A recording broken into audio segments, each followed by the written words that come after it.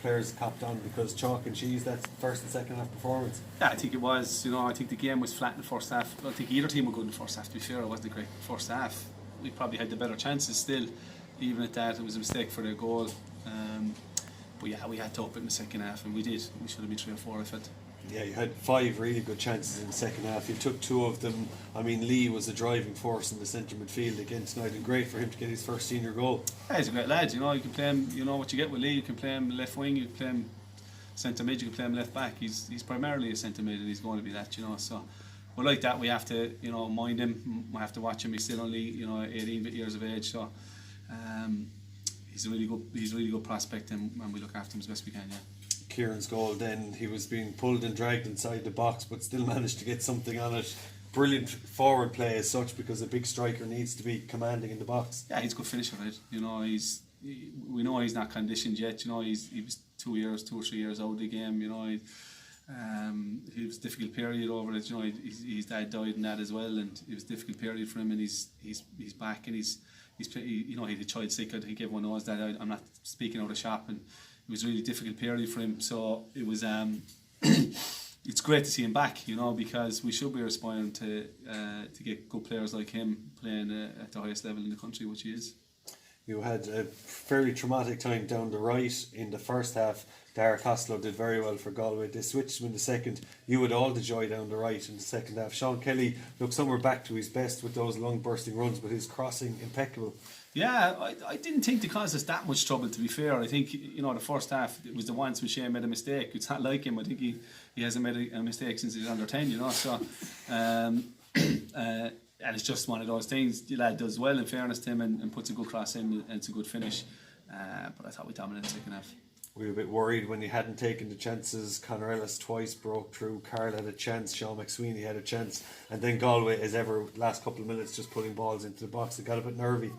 Yeah, you're always a bit worried when you don't take your chances, and I would have been really disappointed if we lost the game. But, the lads, we never looked like conceding second half, and the lads have been excellent. They've been excellent this year. I can't commend them enough. It's just they've been top class, every one of them. There was just over 430 people paid into the ground tonight. Tommy, that's kind of disappointing, because you're unbeaten at home. You've won yet again at home. You're 6 points off the leaders. No matter what's going on off the pitch, the lads on the pitch and yourself and the backroom team deserve a lot more, you would think. Yeah, look, but I spoke about this last year and I got hammered for it, so I'm not going to speak too much about it. Where I'm at with it, there's a bit of an apathy, which is sad to see, really. But I think we have to look at whole soccer in this region and soccer in this country. It's probably a big overview is needed, and we need to make it more attractive for people to come to games. And we got to get more professional in every club, and and how we do things and how we attract people and brand ourselves better. So there's no point in blaming for people for not coming. We have to do something about it and try our best to get people in the gates. You continue now in the period of games where you're expecting to pick up points after the 4 tough ones back to back. A point last week, 3 this week, Wexford away next week. Another opportunity just to stay on the coattails before Shelbourne come here, and that really should be the tie of the round as such. Yeah, of course it should. Yeah, every game is difficult. We've seen that. We haven't beat anyone by 2 goals bar Cove, I think.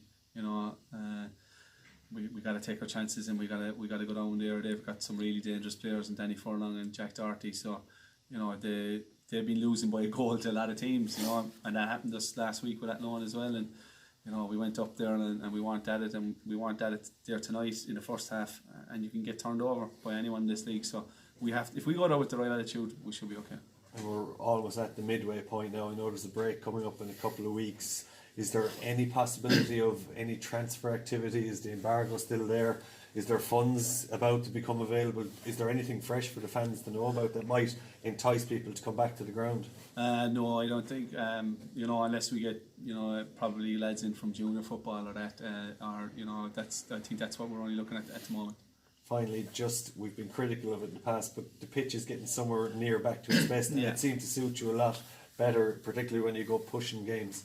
Yeah, I think it is. It's, in fairness now, it's the best I've seen it. I was giving out about the grass against Cavantilli. It wasn't short enough. I still think it could go a bit shorter, but maybe the next game we get it down to the right size, but it's in a lot better condition, and it does. So it's better it makes it more attractive for everyone. So we just want it right. I don't want to be complaining about pitches and use them as an excuse. Well, I can't use them as an excuse this year anyway because we haven't lost. So